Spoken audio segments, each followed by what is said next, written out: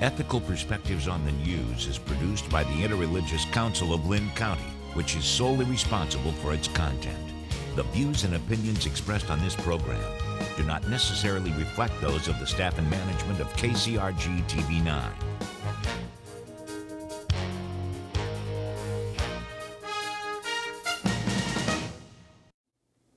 Good morning and welcome to Ethical Perspectives on the News. My name is Scott Samuelson and I'm a professor of philosophy at Kirkwood Community College on the Iowa City campus. The next couple of months may well be make or break for immigration reform. The Gang of Eight, a group of senators, 4 Democrats and 4 Republicans, are proposing a bill focused on employment-based immigration. What should happen about the 11 million unauthorized immigrants in the United States, upwards of 75,000 of them here in Iowa? The White House has leaked a proposal that offers a more liberal path to citizenship, as well as things like more legal counsel for immigrants. Would these measures be steps in the right or the wrong direction? Do we have a moral obligation to welcome the stranger, or is a path to citizenship rewarding lawbreakers? What would fair and decent immigration reform look like? We have a great panel on this morning to discuss immigration reform. To my left, Barbara Schwartz, a clinical professor of law at the University of Iowa. Thanks for being on, Barbara. Thank you. Ray Sheets, an attorney here in Cedar Rapids. Thanks for being here, Ray. Good morning. And at the end, Linda Barrow, a professor of political science at Coe College. Thanks for being on, Linda. Good to be here. Well, I'm hoping that we can begin by talking a little bit about the undocumented workers currently here. What's the fairest thing we can do in relationship to these folks? Barb, you want to start us out? Well, I happen to be a proponent of adopting a plan to identify the undocumented population here in the United States that is here, raising families, pursuing support for their kids and their spouses. So I happen to believe strongly that we need a program. The alternatives really aren't very palatable. We need a path to citizenship that offers a path to full citizenship for the undocumented workers here now. Ray, what do you think? Is that the fairest possible system?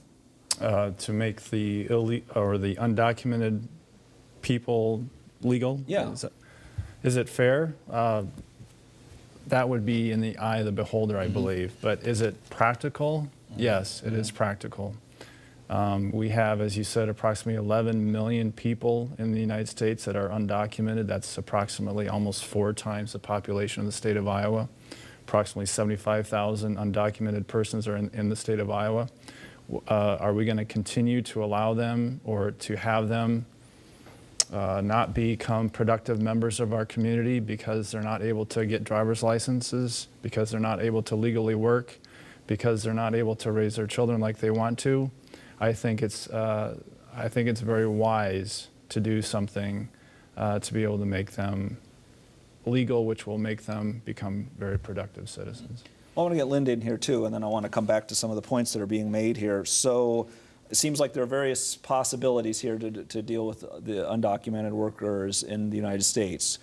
We can say no amnesty, as it's called. We can say no, they should have a path to full citizenship, or there's some in-between sort of options. What do you think should be, what's the best one for us to pursue?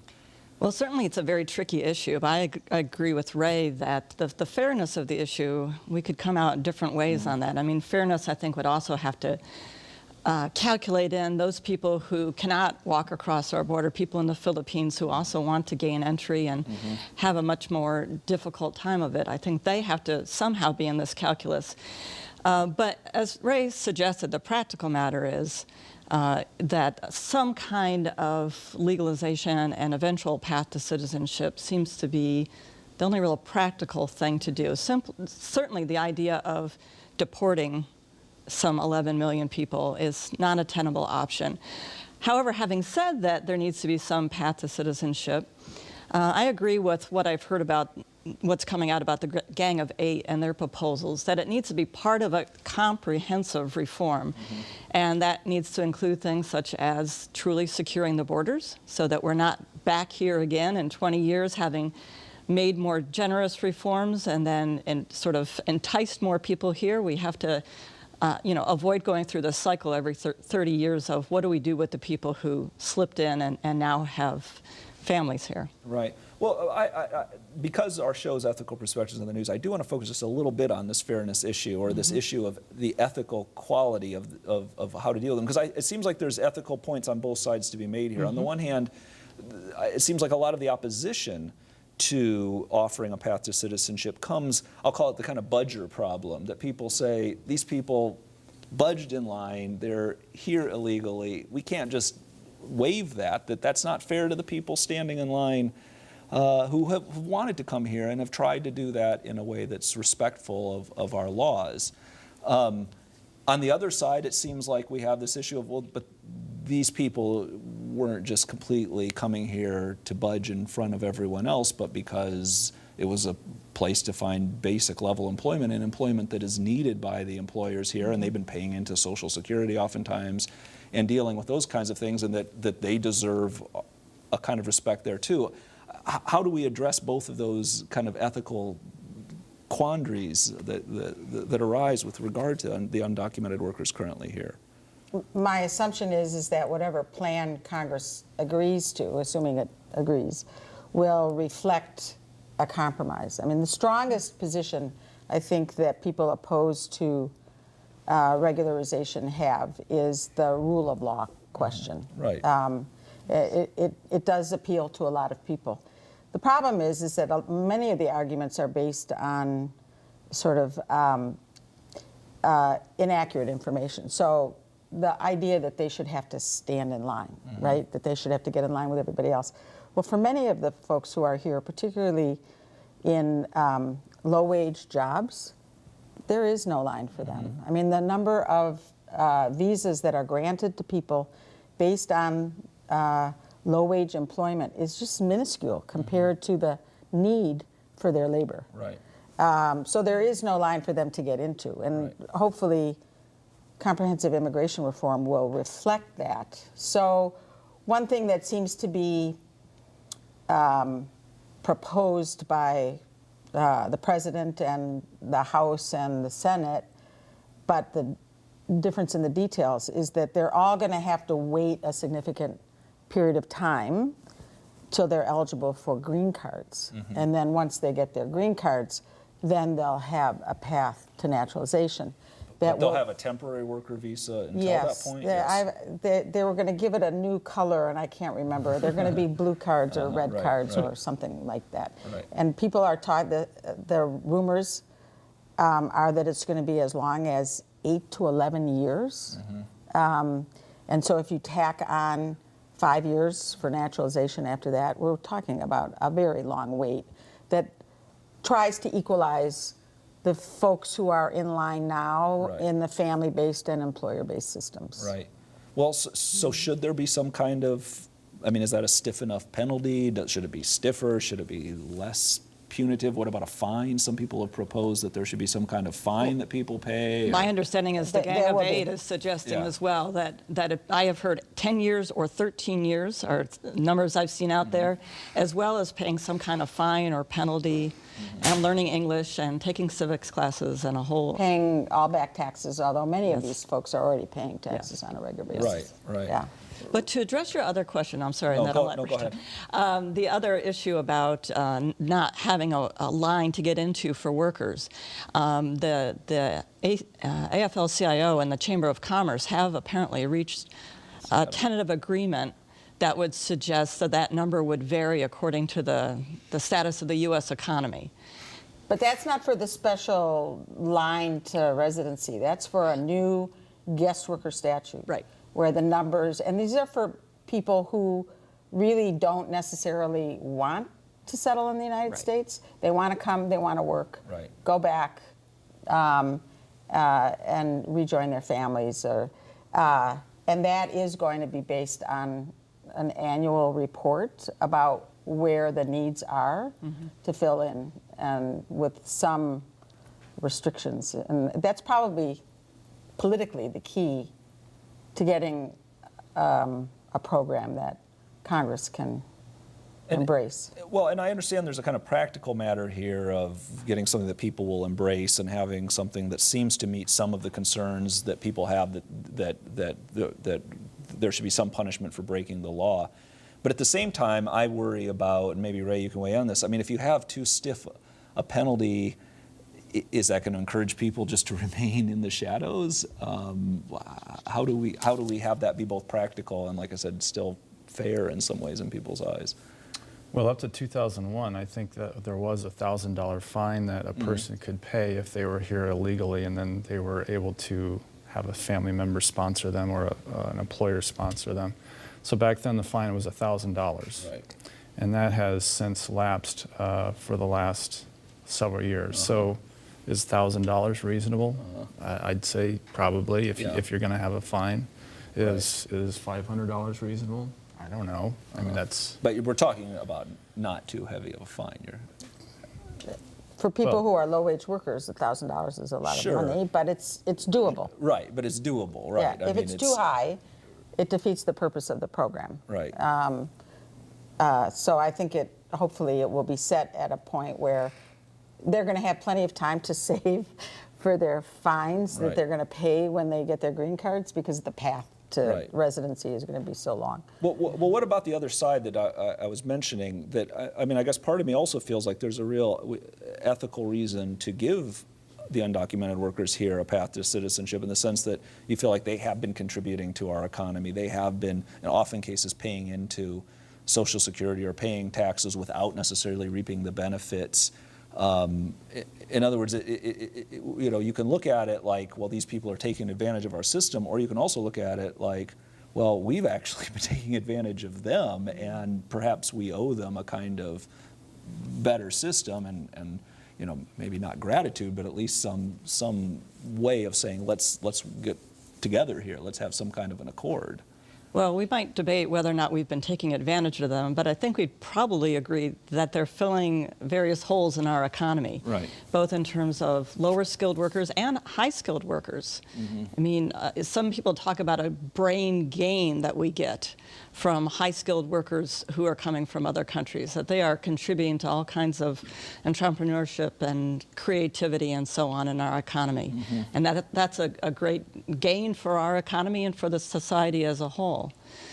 And I think that there are different categories of visas that are being discussed for different kinds of workers. But I think we do need to admit that that our economy does need a certain number of foreign workers to fill different niches. Well, let's maybe move on to that then and talk about some pathways to work and citizenship. I mean, one thing that I understand is being considered is that there is going to be a whole new bureau that is created that is going to oversee what our employment needs are, and the visa situations will be worked out in relationship to that. Maybe giving people a one-year temporary visa to work here that then can be transferred into something more long-term potentially, given the employment needs, and that would allow. And you had mentioned this before, that the AFL-CIO and the chamber seem to have come to some kind of accord on this. That certain things will be off the table, certain jobs will be up for grabs in this, like I said, in a way that could be overseen by this bureau. Is that a good idea? I mean, do we need a bureau to do that? Do we need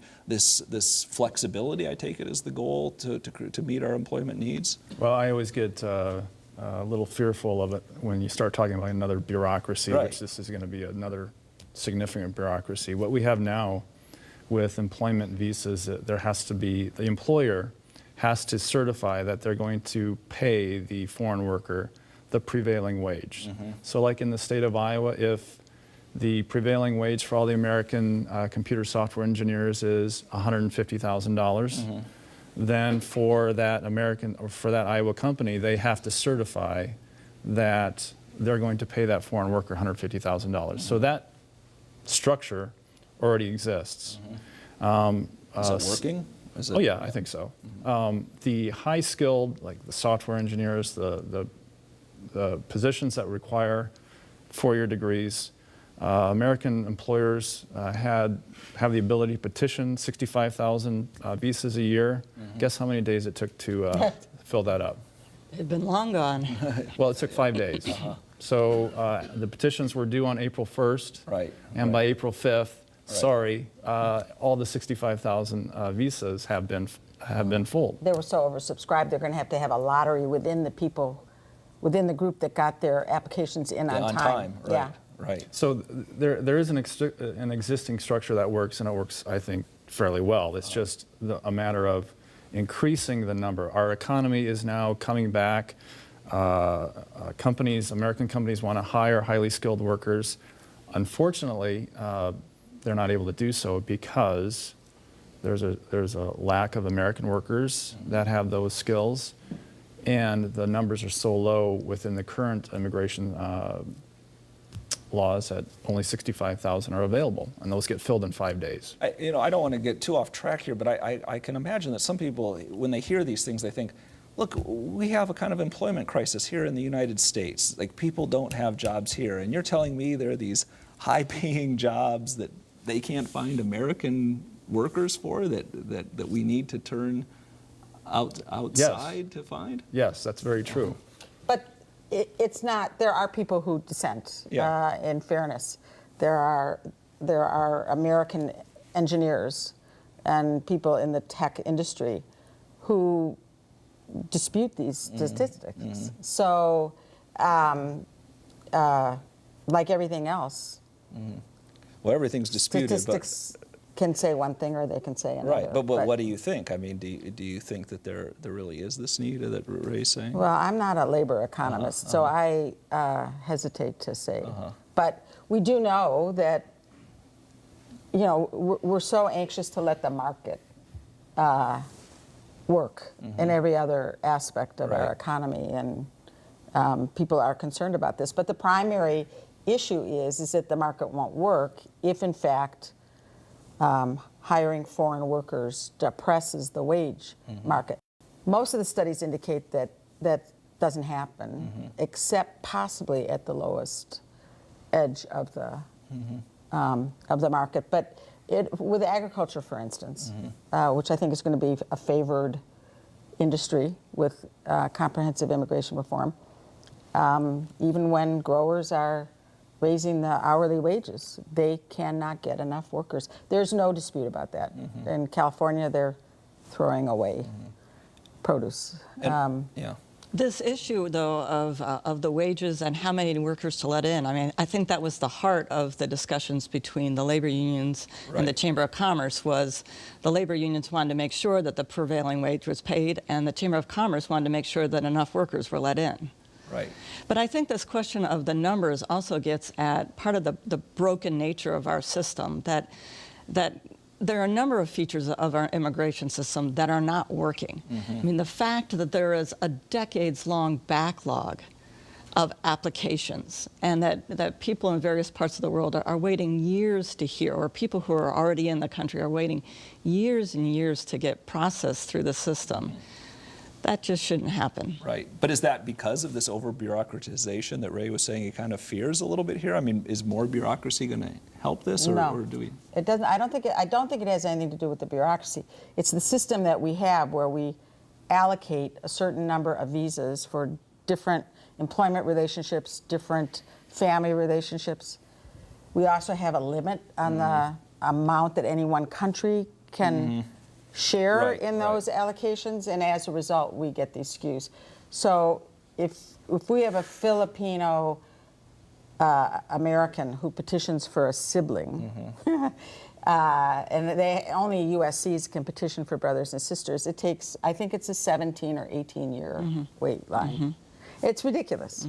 So one of the big issues that's very controversial, at this point at least, knowing what we know, is the desire of many people to tinker with the prevalence of family unity in the system. Right, and I was just going to ask that. I mean, there's a lot of push, obviously, because we care so much about the economy and the economy doing well, on using employment as the basis for immigration reform. But a lot of people would say, look, the more ethical thing to do would be to start with family reunification, that there's just something deeply wrong about keeping families apart in the way that we have. Well, what's a family? I mean, does that mean that you can petition for your sister that you haven't seen in 15 years? Or does it only mean that you can petition for your children, or does that mean your children can petition for you? Right. Does that mean for that pregnant woman that crossed the border simply to give birth to her child in the United States, does that allow that child then to be able to petition for her mother or his mother? Right. Well, those are all good spouse, questions. the You tell me, father. what's the answer? Well, that's not for me to say. I mean, the reason I always get uncomfortable when you say, I know this is an ethics program, but what's fair? Right. It doesn't matter what's fair. And the reason I say that, I'm a lawyer. Okay? Yeah, we know they have lawyers. When I go into court and I'm pleading my case to a Yeah, judge, the right. judge doesn't care what I think. Right. He cares what the law is. Right. And so if I say, I pound on the table and I say, this is not fair, Your Honor, Right. the judge is going to, Right. he's required to look at the Right, law. but presumably when we're in the position of the lawmaker, we would hope that there's some thought given to, Yes. to fairness, and Right. so that we don't have to be pounding the table and saying this Exactly. is deeply unfair. It may be legal, but And that's why we have elected members of our Congress, and our Congress is supposed to be able to make these decisions. Right. I'm just saying what's practical as opposed to what's fair, because, I mean, within our own state, our elected representatives have very widely diverging attitudes as to what's fair. right. Family reunification. I mean, what's Well, a family? How should that's we? something is that doesn't something- seem to be on the agenda. I don't hear that getting talked about as much. It's not, at least it's not getting as much media play as some of the issues. There is a discussion of eliminating the third family preference, which is the married adult children of U.S. citizens, taking their visas, and the brothers and sisters of U.S. citizens, which is the fourth family preference, taking those visas and maybe converting, right now, lawful permanent residents who it's relatively short historically now, it's 2.5 years. When I first started doing this work in the middle 90s, it was closer to 5. So you'd have an LPR who had a spouse and minor children. They had a 5-year wait before they could be reunified with their family. And so that's one thing that has been suggested, that we should treat lawful permanent residents like U.S. citizens, that they should be able to reunite with their nuclear family immediately, without a wait. Right. And probably in order to do that, you probably have to take some visas from other categories. Right. And so it's all balanced, So yeah. there's a lot of shuffling and deal making Right. going on, I'm sure. And a lot right of now. the devil's in the details. I mean, the allocation of these visa categories, it doesn't seem to be that there is much consideration given to the more populous countries like Mexico and China and India, that they need much larger allocations than, small countries like Moldova or something like Right. that. Well, Linda, I want to come back to something you said earlier about border security. You said that has to be an important piece of the puzzle. And I know for many people that is a big part of this discussion. Is the border insecure right now? Does it need greater security than we have? Well, from my own experience being down there 2 years ago and spending 3 weeks looking at border issues, yes, I would say the border is very insecure. I climbed the fence myself, so I can tell you that that's easily done, and I do not think the fence is the answer. I also say, with regard to the ethical issues, even though the flow of people has slowed down dramatically, probably largely because of our economy, there are still people dying in the Sonoran Desert. So we've effectively funneled people down to the worst piece of territory there. And so probably not a wall, more wall in order to beef up security, but more sensors, cameras, perhaps drones. There's even some use of airborne radar systems now, those kinds of high-tech devices. Virtual walls. Right. So, Ray, Barbara, do you think what needs to be improved with border security? Does that need to be a piece of this puzzle? And if so, how should that work? I think it's completely independent from what the other immigration issues are. I agree that it's an important issue, but I don't understand why it's being married to the fundamental things about, the people that are here, employment visas, what are we going to do with family petitions?